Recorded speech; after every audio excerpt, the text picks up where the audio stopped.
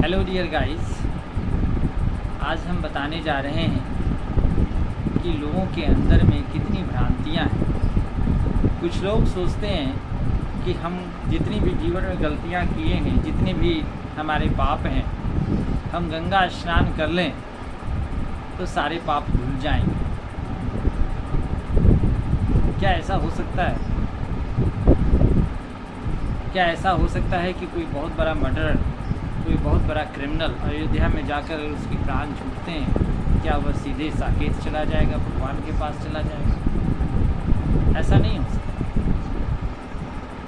मैं बताता हूँ, गंगा नदी में स्नान करने से, ये भौतिक गंगा है, इसमें स्नान करने से हमारे भौतिक शरीर के जो कष्ट हैं, चर्म रोग या कुछ और भी रोग जो हैं, वो नष्ट हो सकते हैं,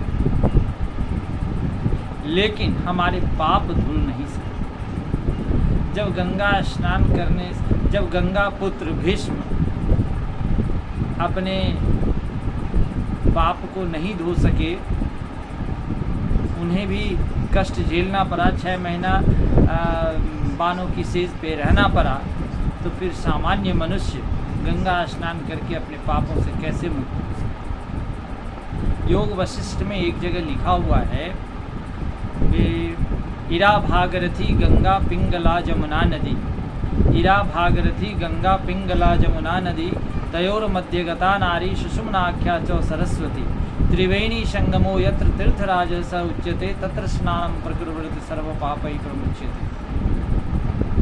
तो भौतिक गंगा में स्नान करने से हमारे भौतिक दुख दूर होंगे, हमारे पाप नष्ट नहीं होंगे। इस पाप को अगर नष्ट करना है तो हमें किस गंगा में स्नान करना होगा, वह इस श्लोक से पता चलता है कि इरा भागरथी गंगा पिंगला जमुना नदी।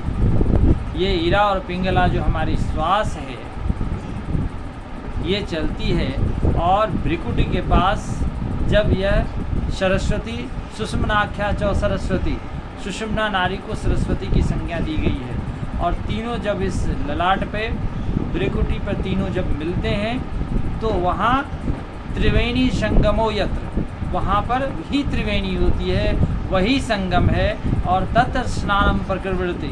और जब वहाँ पर लोग आदिष्ट हो जाते हैं, पहुँच जाते हैं, और गंगा जमुना सरस्वती जो कि योग में बताया गया है, तीनों वहाँ मिलते हैं भ्रिकुटी विलास पर, तब वहाँ पर तीर्थराजः स उच्यते तत्र स्नानं प्रकुर्वते सर्व पापै प्रमुच्यते।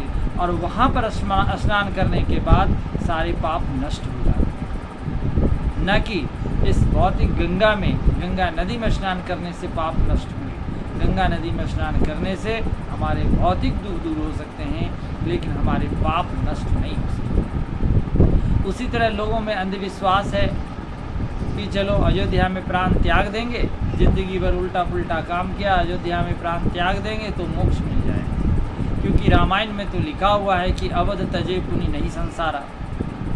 अयोध्या में प्राण छोड़ने से फिर संसार में आना नहीं पड़ता है। ये अवध, तुलसीदास जी ने लिखा है कि अवध तजे पुनि नहीं संसारा। अवध में प्राण तजने के बाद संसार में फिर पुनरावृत्ति नहीं होती है, लेकिन लोग इसे सामान्य दृष्टि से देखते हैं। अवध तजे पुनि नहीं संसारा, इसमें अवध का मतलब क्या है? अवध का मतलब आत्मा है, क्योंकि जो वध नहीं किया जा सके, जो काटा नहीं जा सके, गीता में कृष्ण जी ने लिखा है, नैनम छिन्दन्ति शस्त्राणि नैनम दहति पावकः नम चैनम क्लेदयन्त्यापो न शोषयति मारुतः। तो यह आत्मा अवध है, इसको काटा नहीं जा सकता, वध नहीं किया जा सकता। तो अवध तजे पुनि नहीं संसारा का मतलब क्या हुआ? जो व्यक्ति आत्म रूप में स्थित हो जाते हैं, अवध, जो अवध तजे मतलब जो आत्म रूप में स्थित हो गए,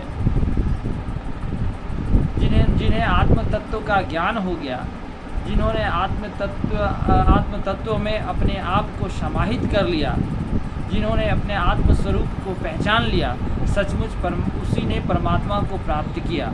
और ऐसे व्यक्ति जो आत्म तत्व में लीन हैं, उनको तो शरीर छोड़ने के बाद फिर दोबारा शरीर लेने की ज़रूरत नहीं पड़ती है। मैं तो यही समझता हूँ। Thank you, have a nice day.